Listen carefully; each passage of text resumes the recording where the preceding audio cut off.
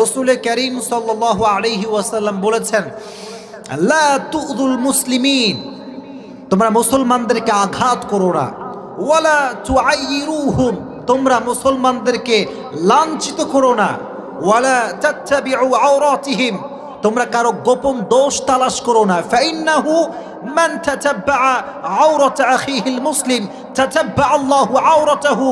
আল্লাহর নেচারটা হচ্ছে যে মানুষের গোপন দোষকে লোকের সামনে প্রকাশ করবে, আল্লাহ তাকে মানুষের সামনে ল্যাংটা করে ছেড়ে দেবে। আওয়াজ দিয়ে বলেন ঠিক কিনা?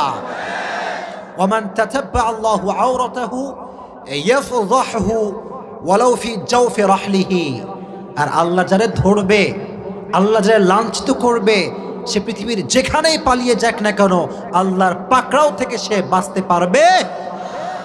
যদি আপনি মানুষকে খোঁটা দেন, definitely, indeed and verily, Allah subhanahu wa ta'ala will